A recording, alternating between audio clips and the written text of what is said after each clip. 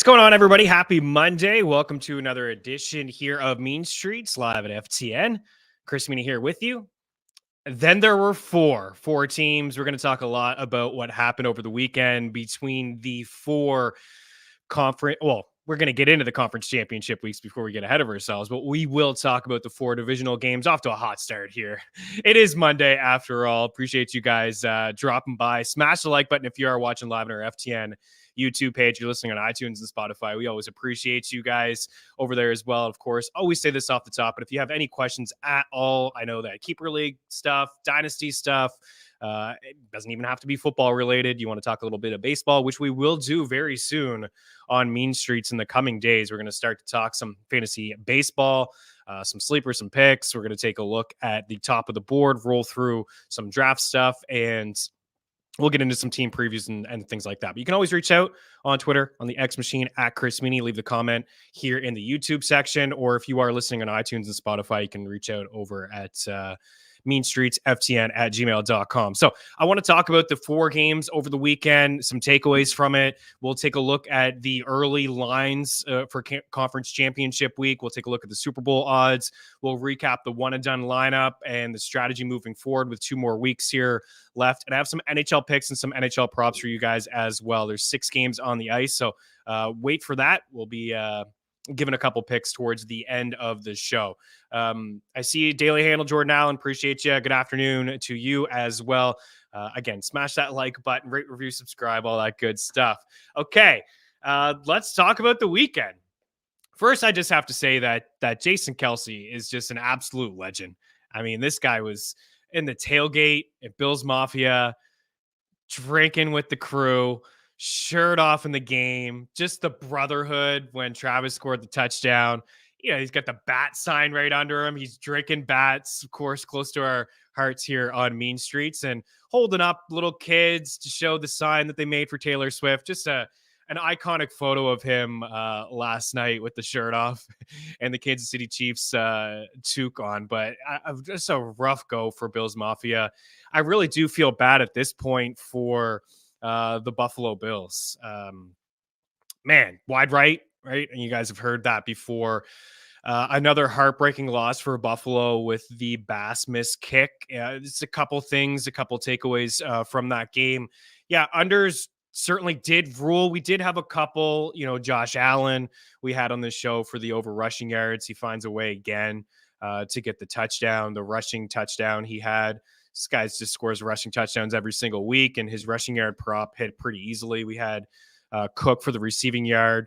We had also Pacheco for the over 14.5 rushing attempts and over rushing yards. So we had all that. But yeah, I mean, if you were in on Diggs, we were worried about Diggs in this matchup. He wasn't great in the first matchup with these two teams. And Snead is a lockdown corner who did, by the way, give up his first touchdown of the season, but it was to Shakir. But if you were in on Diggs, certainly the under. Rashee Rice was somebody that I certainly liked in that game. The under was the right call. I had the over on that one, so definitely took the L there. Overall, from a betting standpoint, I'm not going to get into too much of the betting standpoint, but perfect 4 for 4 on the sides. The spreads were split. I thought the Texans were going to cover that game, and I thought the Bucs were going to cover their game as well, but no real surprise with any of the outcomes. But we'll start with Kansas City and Buffalo because that was extremely entertaining, right? I mean, we said it before the week happened or the game happened on Friday that it would be the game of the week, and it really did live up to the billing. It's unfortunate that one of those two quarterbacks had to lose, and again, it is on Josh Allen. Not so much on Josh Allen himself, but the Bills just couldn't stop Patrick Mahomes. It's really my biggest takeaway from the game is that the Chiefs were able to do whatever they really wanted to on offense. MVS was catching passes, Diggs was dropping passes, but over 7 yards per attempt on offense, and Buffalo held to under 5. I thought they ran the ball really well in the first half of that football game. They got away from it in the second half.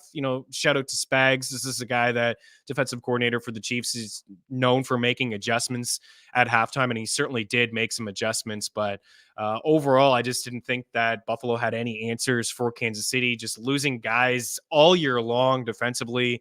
Last week, losing guys, and then this week as well, losing some players on the defensive side of the football. Allen didn't take any real shots deep down the field. I thought it was a conservative Josh Allen. And we've seen that over the past few weeks since Joe Brady had taken over. It was more of a run game, and I thought they ran the ball really well. I mean, some stuff there from Ty Johnson. There were some things from Latavius Murray as well. And Cook was doing his thing through the air. He dropped a pass for would have been a touchdown. I think that they ended up finding a way to score a touchdown on that drive anyways. But Allen, the short A dot, he started to open things up in the second half. You know, the bomb to Diggs. I know people are hard on Diggs. This is a tough catch. I mean, you would like to see him haul that down. He's one of the top receivers in the game. I mean, you gotta catch that ball. You got to bring that down. But towards the end of the game, I just didn't like some of the things that I saw. You know, Josh Allen, there's a couple plays, and I tweeted a picture out with Stephon Diggs, you know, wide open outside of, it was the 2-minute warning, and then they had a play. I think it was 2nd and 9, and he took a shot in the end zone. And I hear everybody saying, well, he was wide open in the end zone, and Allen got bumped. Allen hardly got bumped in the pocket. I didn't think it was a great throw, but I just felt like they should have kept the same game plan. They were moving the ball down the field pretty well, killing some time on the clock. You have to learn from some of the mistakes that they had before. I mean, that's my thinking anyways, that, you know, everybody remembers the 13 seconds, and you think, well, 13 seconds, you should win that football game, and you should, and they give up 2 big plays. But if he scores, I'm fine with taking some shots in the end zone and getting that touchdown. If you see it's there, get the touchdown, you get up, and you hope that your defense is able to slow them down or stop Mahomes, which it just really hadn't been able to do all year long. But at the same time, you score that touchdown, you leave a lot of time on the clock. I thought that there was a play in the middle of the field to Diggs. I know Warren Sharp tweeted a couple of those plays out as well. I know Tony Romo was talking about it. I saw it firsthand, like, wow, had Diggs in the middle of the field, take that. Then you get into a situation where maybe it's a first down, or maybe it's 3rd and 2, 3rd and 1. They've been running the ball well at, you know, in those short yardage situations. Josh Allen has pretty much been like Jalen Hurts, and the tush push has been really automatic for them. They pulled it off earlier in the game as well. Kill the clock. If they make that play, they get a first down, Mahomes probably doesn't get the football back. Let's be honest. He probably doesn't get the football back.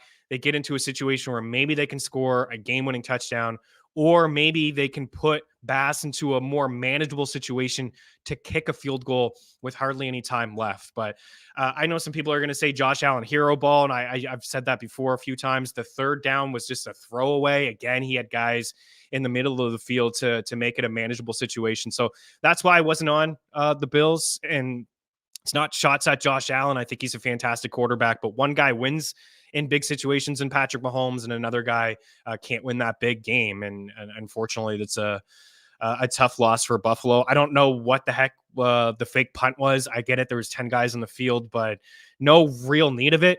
The risk isn't worth it. They lucked out. If there's no touchback with Hardman, it's not even really a good finish and a good game. Kansas City goes up 10 at that point. I thought Andy Reid was a little bit too cute with the end around. Used Pacheco. Pacheco was running hard. He had just scored a touchdown before that. You know, they were inside the 5, I think. Just run the ball.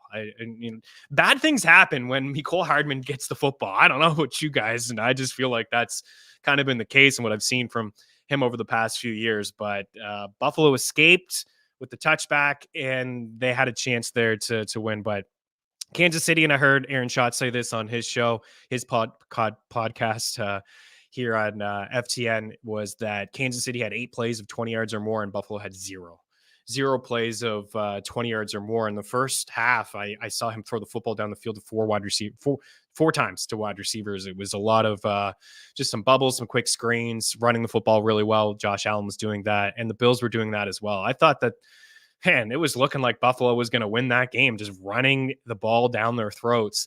But unfortunately, here we are again. And I think Buffalo is they're in a really tough spot. They're up against the cap. This was their window. Josh Allen's cap number is $47 million next year. They're going to have to try to restructure his contract. Diggs is at $28 million. There's no moving on from him, whether it's a trade. It's really it. Miller's at $24 million. Von Miller had done nothing really since the injury. They only save roughly $7 million if they cut him before June. So they're in a tough spot. Teams have done this before. You look at the New Orleans Saints, the cap is fake. People quote unquote say that stuff all the time. Have to get some guys restructuring some of their contracts, but I worry about their depth of their defense, and I think that they're in a tough spot. As for Andy Reid and Patrick Mahomes, here we go again. Here we go again. AFC Championship game every year is a starter number 6 for him. Since 2009, only 3 quarterbacks have played in the AFC Championship game. I'm sure you can name 2 of them, Mahomes and Tom Brady. Anybody know who that third quarterback is that has started an AFC Championship game since 2009? It's remarkable that only 3, and it's a majority of just 2. It's very Michael Jordan-esque, isn't it? Patrick Mahomes and what he's doing. And if he can go into Baltimore and win this game, where I think most people counted them out. I didn't see a lot of people on the Chiefs. I think Ratcliffe and myself were the only ones at FTN on the Chiefs. I don't know, man. They just continue to find ways to get it done, but they're going to be in a tough spot. As for Andy Reid, 11th conference championship game, only Bill Belichick has more now, more for Andy Reid as a member of the Chiefs than a member of the Philadelphia Eagles. So that's my big takeaway. They kind of took Rashee Rice out of the game. I know he had some injuries. Travis Kelce took advantage of the linebacker play in Buffalo. I mean, wide open on that touchdown, the little heart. Taylor Swift, little kiss. I'm here for it. I know people are complaining about Taylor Swift. I'm here for it, man. I don't care about any of that stuff. I didn't show her every time, but it is what it is. But Kelce showed up in the big way and scored a touchdown for the first time since week 11, which was against the Eagles, and he had 2. Wish I used him in the 1-10 lineup. Really kicking myself for that one. So big takeaways from that game. The other entertaining game I thought was Green Bay and San Fran. I thought the Packers really let one slip. I thought they deserved better. I thought they should have won that football game. They had 6 possessions inside the 25 of San Fran, and they only had 21 points.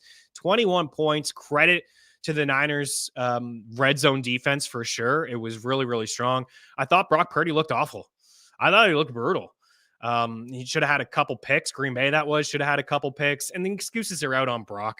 It was sloppy weather, rainy, no Debo. I don't want to hear about any of that he can't win a game without Debo Samuel. Are you kidding me? He can't win a game without Debo Samuel. He just won one without Debo. But that's all I hear is that, oh, well, he struggles without Debo.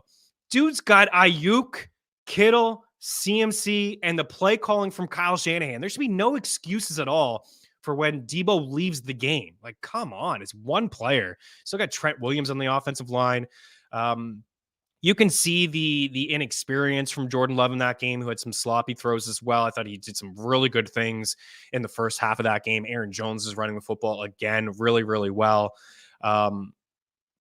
We'll give Purdy his flowers for the final drive of the game. Like, he deserves some love for that. Orchestrating a comeback was the first fourth quarter comeback under Shanahan and San Fran, so he definitely deserves some love for that. But man, Green Bay had them on the ropes, an opportunity to win the game, and even a chance at the end to win the game, with the final drive. And that's where the inexperience, kind of showed. The throw across the body, no real need of that. It was on first down. There was no need of that toss, but there's 2 things when I see a quarterback do that. They run the side. I think of Brett Favre and the Vikings and the Saints game too. Like, oh my goodness, marching up the field and then that throw, it usually ends in a bad result as a pick, right? But 2 things I think of, like, oh no, a pick is coming. What are you doing? Or there's just has to be somebody wide open over the middle of the field with some bust coverage. It just wasn't the case. It was completely underthrown, and the game was over. CMC was a beast. He balled out. Saved him.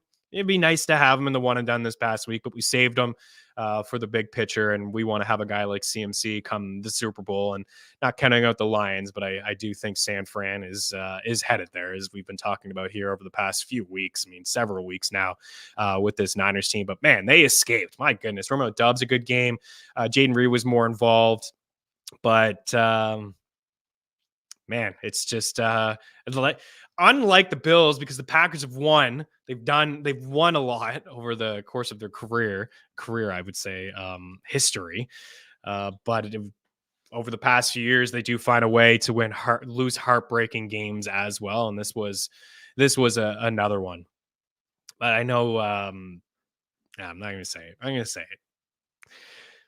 Just Purdy, right? It's just I'm still skeptical on Brock Purdy, but we'll move on. Detroit and Tampa Bay. Tampa was very much alive in throughout the entire game. A chance at the end of the game to tie it up, to march down the field. I thought their defense played really good in the first half. There's a missed field goal from Tampa in the first half. Detroit's offense opened up in the second half of that game. Sam Laporta was a guy that we talked about on this show as a mismatch, more involved. We easily had his receiving yard prop. He just the Bucs struggle against tight ends. That's really it. The third most yards, second most catches, and Laporta was a mismatch, and Amon-Ra St. Brown uptick at the end when there was an injury, right? I think it was Dean that went out, and there was an injury, a couple injuries on the Bucs side of things, which I guess maybe helped out Jared Goff and company at home. I didn't ever really feel like the Lions were in danger, but I thought Baker did some really good things. Mike Evans couldn't have been stopped anytime there was like one-on-one with him, just chuck it up. And it was another mismatch. I thought that Jahmyr Gibbs was the difference in the game, certainly with his legs.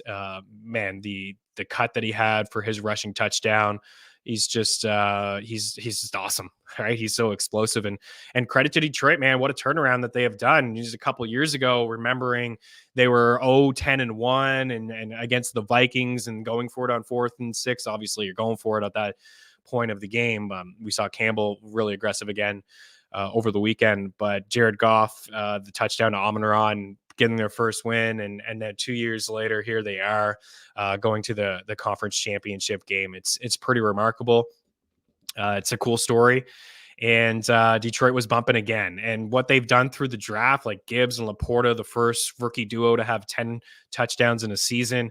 Then you have Campbell and then Branch. So they've had a hell of a draft over the past couple of years, especially this past year when a lot of people were hard on them. There are a lot of people who were doubting their draft and they didn't like the first round selection of Jahmyr Gibbs. They didn't like the Jack Campbell selection there either. But my goodness, they're getting it done. 4 quarterbacks have started the Super Bowl for 2 teams. Craig Morton for Dallas and Denver, Kurt Warner for the Rams and the Arizona Cardinals, Peyton Manning, of course, Indy and Denver, and then you have Tom, New England and Tampa. So with a win, it'll be tough because I know a lot of people are going to talk about the home and away splits for Jared Goff, just automatically chalking it up as a loss because he's outside of a dome. But he could become the 5th quarterback to play in the Super Bowl for 2 different teams. Of course, he did it for the Rams a few years ago against Tom Brady and the New England Patriots, and he has a chance to do it now for the Detroit Lions. I thought the betting was okay in that game as well. Mike Evans and Sam Laporta were big players for us. The least exciting game of the weekend was Baltimore and Houston. Slow start in the first half for the Ravens, under 4 yards per attempt. Russ versus rest, that whole debate. It was looking, I know Ravens fans are sweating a little bit. You had to have been sweating a little bit when Houston returned the punt for a touchdown. But ultimately, I thought the Ravens defense dominated the game. You hardly saw C.J. Stroud and the Texans run any plays in Baltimore's territory. Like, I don't think they even had a red zone attempt there. So it was a whole lot of the Ravens defense shutting things down, and then Lamar and company finding their footing in the second half of the game. Another likely touchdown, which we had on this show. And now it sounds like Mark Andrews is ready to return for next week. Quiet game from Zay Flowers. I missed that one. Overall, from a betting standpoint, it just felt like we were Jerry Seinfeld and we broke even. 2 for 2 on the spreads, 4 for 4 on the money line, but nobody's taken the Ravens and the 49ers on the money line. We did have the Packers to cover, and we were on the Chiefs. But from a prop standpoint, I think we had more right than wrong. I think maybe 7 for 10, the touchdowns. We didn't have as many touchdowns this week as the week before, but maybe we'll give fewer than 10 picks. We'll give 5. Maybe we can hammer that down because we did get 5 of the first 7 right. And then the last couple with Amon-Ra and Flowers, we did not nail those ones. So let's take a quick little look at what's to come here. Here are the Super Bowl odds. The 49ers at plus 145 and the Ravens at 2-1. Sounds like Deebo Samuel is 50-50 to play in this game. We'll get to more thoughts on that one in a second. We do have a 9-1 Ravens Super Bowl ticket in the tracker. We've talked about it on the show. I really like where they're at. I think they have the toughest matchup though against Patrick Mahomes and the Kansas City Chiefs. Somebody else is going to have to step up for the Kansas City Chiefs. And we saw yesterday with MVS, they could take away Rashee Rice, Marlon Humphrey, if he returns, all the playmakers that they have. It's going to be tough for Kansas City. The Lions there at plus 750, even tougher, I think, for Detroit to pull off the victory. No hedging. We'll just kind of ride this one out with the Ravens. So the Ravens get to the Super Bowl. You could hedge on KC, but I don't really love hedging anyways. I just kind of like to ride. It depends, obviously, how much you have on certain teams. We did hedge the Eagles last year because we had them at 25-1 to win the Super Bowl, and we did hedge on Kansas City, and it did work out for us. But I think you ride this one out. Maybe you do some hedging there with the Niners, but I think that if it's San Fran and Baltimore again, I'm really going to like Baltimore. It's tough to beat a team twice. There'll be some adjustments from the San Fran side of things, but that was no contest. Just really, this Ravens defense to me is just historical. So I think Kansas City is going to have their hands full, and we'll move over to just the odds. So there's some threes out there, but there's also a 3.5. I do like the Kansas City plus 3.5. I haven't locked it in as of yet, but you gave me Kansas City at plus 3.5. A field goal game, very similar to Buffalo, right? I'm all about that life. I think this has the potential to be a field goal game, but this isn't the Bills' defense. And Kansas City's offense has looked good over the past couple weeks. They've actually looked good over the past few weeks since they phased everybody out of their offense and just kind of leaned on Pacheco, Kelsey, and Rashee Rice. But this is a Ravens defense that's just much better than Buffalo's. But at the end of the day, it's still Mahomes, and this is a matchup we'll dive deeper into later in the week. I'll crunch the numbers myself, and my early feel is that the Ravens win this game, but Kansas City covers, and some fun storylines as well with Harbaugh and Andy Reid, and Harbaugh being on Reid's coaching staff in Philadelphia. Some Lamar and Mahomes. There's some fun storylines here in this football game.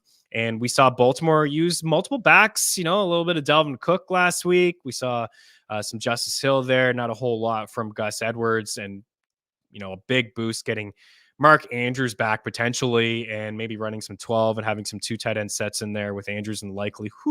It's going to be really tough for Kansas City to stop. I didn't think their defense was all that great, and they've really struggled all year long. The way to beat them is to kind of run the ball down their throats, and Baltimore, runs the ball in a neutral game script more than anybody.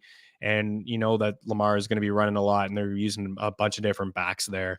Should be a really fun game. On the other side, this is a lopsided. Do we not have it? I know we have it somewhere. It's 7. The spread is 7.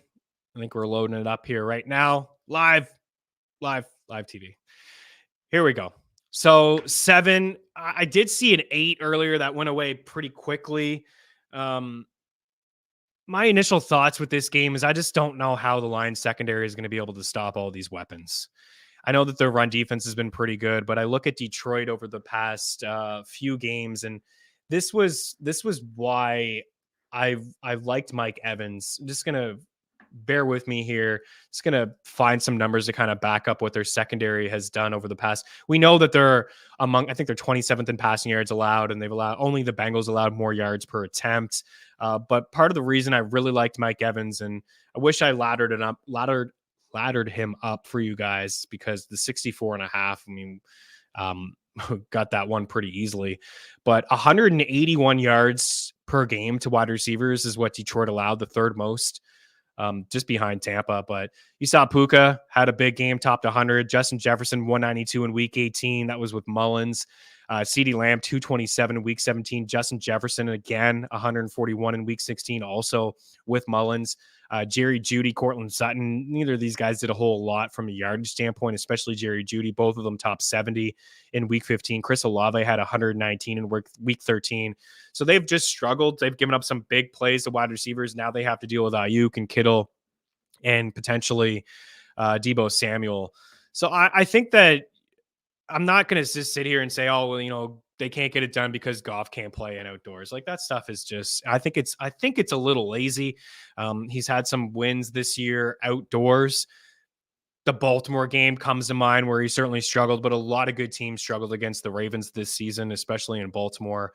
But it's just going to be really tough, I think, for the secondary to slow down the pass catchers. So Green Bay had their chance, man. Green Bay had their chance to knock them out. I'm not sold on Brock Purdy. The run defense is good, but I just don't know how that secondary is going to be able to slow them down. It's tough, but we'll dive into this in a little bit deeper once we get deeper into the week. See some comments here from some people. Niners are good, are too good on defense. Means, yeah, they are. They're absolutely. I mean, I'm not gonna argue that. I think that they give up some big plays through the air. I think their run defense is really good, but they've given up some big plays. I mean, they were inside the top 10 in quarterback completion percentage against, in terms of like being on the wrong side of it. I mean, you've seen Love do some good things there in that game. But yeah, it's gonna be really tough for Jared Goff and company. You know, their focus is going to be on Amon-Ra. They're going to have somebody again step up. Kyle Woods in the house, fumbling the ball out of the end zone penalty.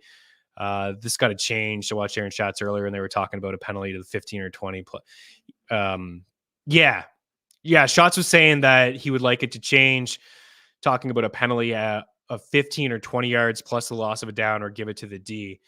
Yeah, I mean, I think everybody would agree that that's it's kind of a silly rule. I would give the ball to the defense, maybe at the spot, maybe at like it happened right at the 1 or the 2. Give them the ball right there, maybe, or the loss of down and put them back.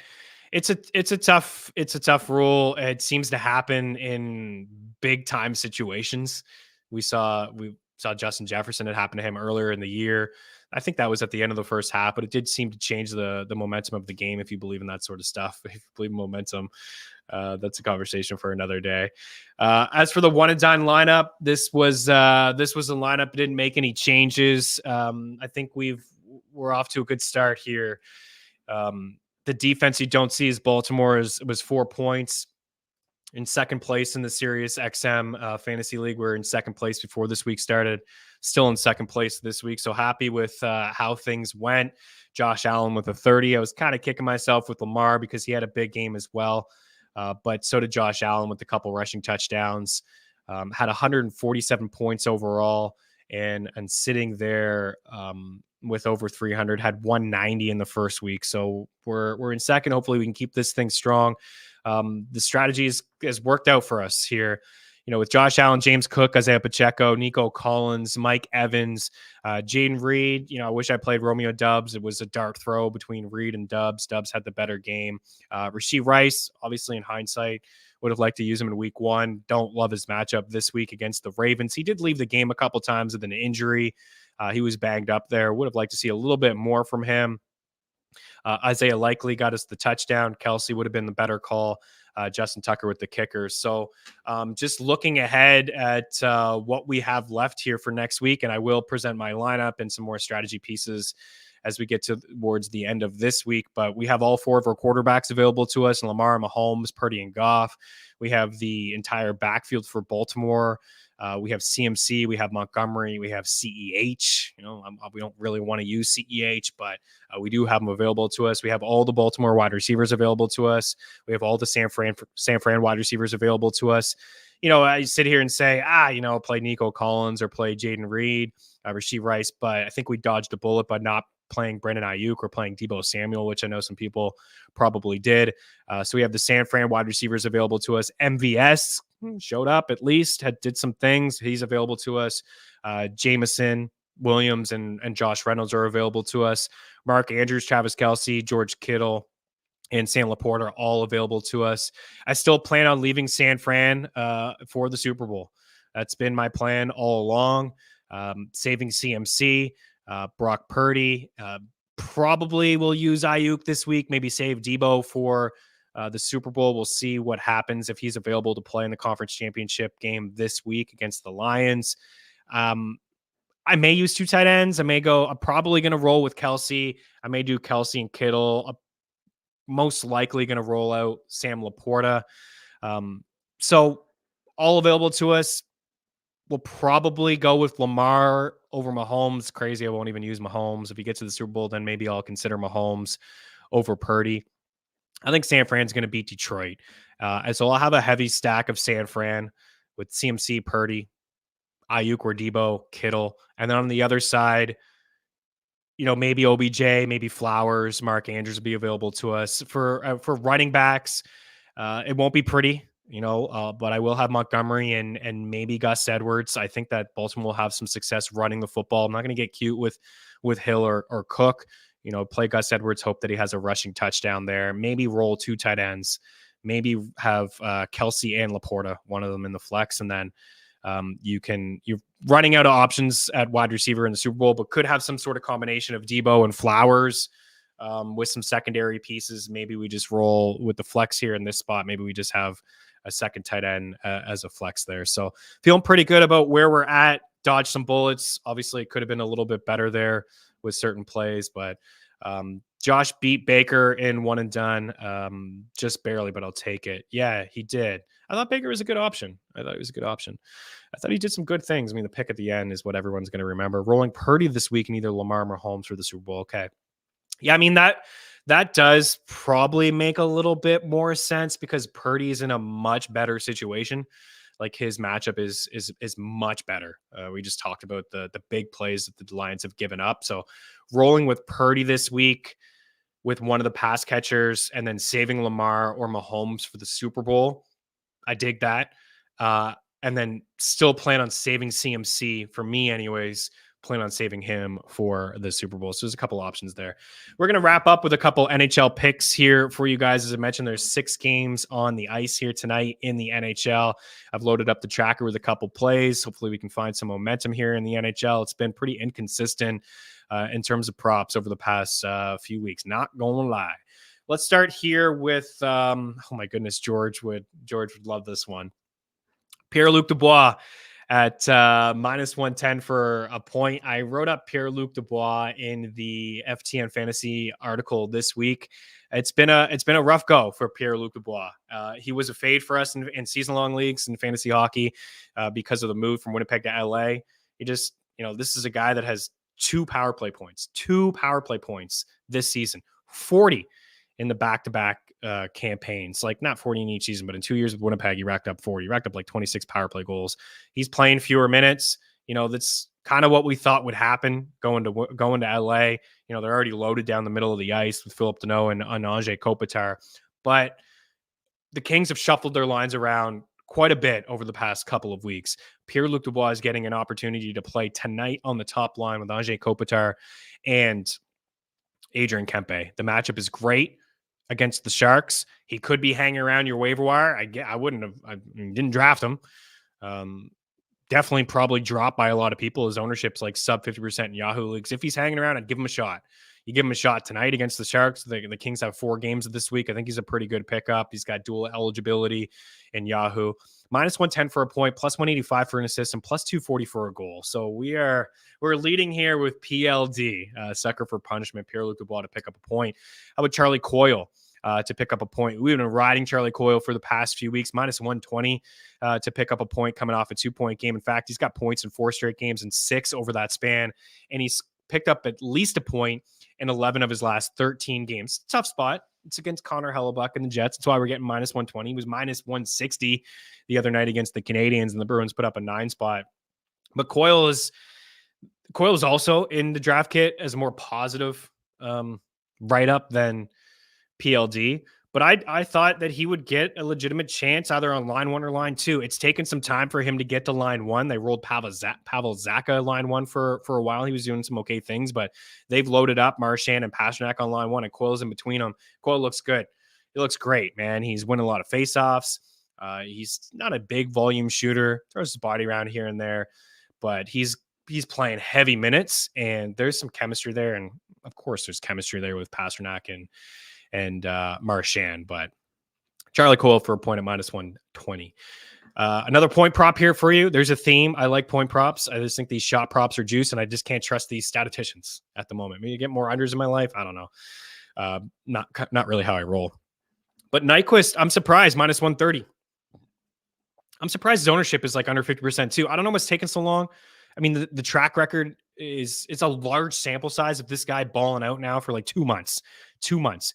He's picked up at least a point in 12 of his last 14 games. He's playing on the first line with O'Reilly, who's been great, and Forsberg's who's been great. Those guys are all together on the power play as well. A matchup against the Panthers. No Barkov, which is the best defensive forward for Florida that they have. I like Nyquist tonight for a point. Inside that same game, Sam Bennett, here's a shot prop for you over 2.5 at -135, and to pick up a point at -125. We'll start with the point. He's got 8 points over his last 10 games and at least 1 point in 6 of his last 10 games as well. He's just logged more ice time with no Barkov. And it's not just that. He's been centering the second line basically the entire season, dating back to last year as well. The wingers are Matthew Tkachuk and Carter Verhaeghe. Those are two studs. That's who you want to play with. So Bennett has fallen into a point here and there. Because of that, because of who he plays with, he's fallen into a point, but he's also just getting more opportunity. I mentioned there's no Barkov here in this game, and because there's no Barkov in the last 2 games, Sam Bennett has played 20 plus minutes in back-to-back games without Barkov, even getting top opportunity on the first power play, which doesn't happen for Sam Bennett. 3+ shots in 3 straight games and 5 of his last 6. So we're rolling with Sam Bennett there. Another point prop for you. It's Chandler Stevenson of the Vegas Golden Knights. Another guy that's getting more ice time because of some injuries with the Golden Knights. There's no Jack Eichel. There's no William Karlsson. Those are 2 centers that get more ice time than Chandler Stevenson. Stevenson has points in 4 straight games, and he's played 20 plus minutes in back-to-back games as well. He's playing on the first power play. He's playing with Mark Stone. A matchup against the Devils, and the Devils aren't a scary team. Right, they're not the lockdown defensive squad that we saw last year. They're pretty inexperienced on the blue line without Dougie Hamilton. They got a couple rookies on that back end. Cal Foote just got called up, so they're playing with like between him and Nemec and Luke Hughes. There's a lot of inexperience. They gave up like 6 goals against Dallas the other night. So Chandler Stevenson for a point here at -130. I like the Bruins money line at -130 as well. I think this is a pretty good price for a team at home who have just been dominant for the past 2 years on home ice. And again, it is the Jets. It's Connor Hellebuck, who's been a stud. It's not going to be easy. Gabriel Velarde's a game time decision. Mark Scheifele's not ready to return. The Jets have been playing phenomenal hockey. Been one of the better teams in the NHL. In fact, they are one of the better teams in the NHL. But I'm going to take the Bruins here on the money line.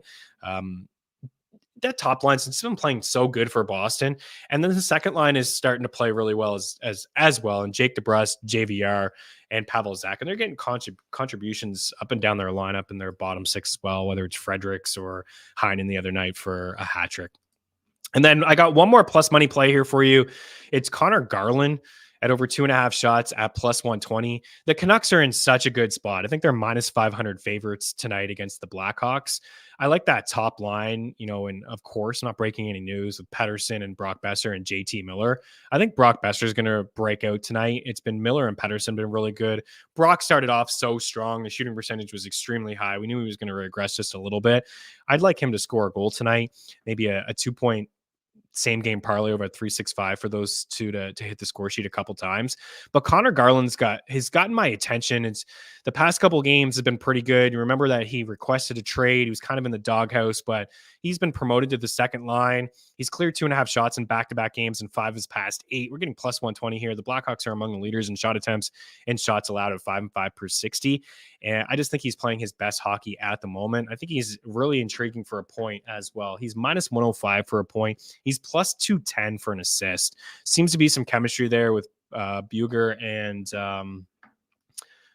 Joshua Dakota. So there seems to be a little bit of chemistry there. Inside this game with Stevenson, I also think I have this in the tracker as well, is Timo Meier for a point.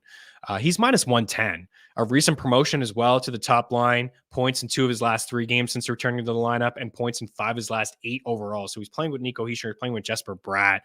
They put Toffoli on that second line with Mercer and McLeod. So I'm always interested in anybody that's playing with Jesper Bratt because he's such a great pass first guy and is like terrific vision for him. So I just kind of feel like there's some value here with these point props. Like, I don't think Vegas is really paying attention to Nyquist, and I don't think they're paying attention too much to Charlie Coyle, and they haven't accounted for the promotion, that Bennett has in terms of ice time, or Timo has in terms of ice time, and especially Pierre-Luc Dubois. I know if you're just looking at the back of the hockey card, you're like, what the heck? Why would I do this? But I think he's close to breaking out. And I think McClellan putting him with Kopitar and Kempe is really good for his game. And I got Ajay Kopitar in the tracker at minus 115 for an apple, for an assist as well. Yeah, as many Niners as you can for the Super Bowl. I think it's makes a lot of sense to save them if you can. But I like the Purdy call, rolling him out. Since we have all 4 quarterbacks available to us, we can roll Purdy out in a really good matchup and then take Lamar or Mahomes, because those guys are in tough matchups, especially Mahomes. Like, that's a tough matchup for him. I know it's Mahomes, but Baltimore, man, they got it going on. Anything else? I think that's it for the Prize Picks users out there. I must have closed the page, but all those plays are available to you as well. I wrote up the DFS article for today, NHL DFS. I like this. I like the Kings line. I think the Canucks are going to be pretty chalky. I think line 2 with Bluger, Garland. I think I called him Booger earlier. Bluger, Garland, and Joshua Dakota.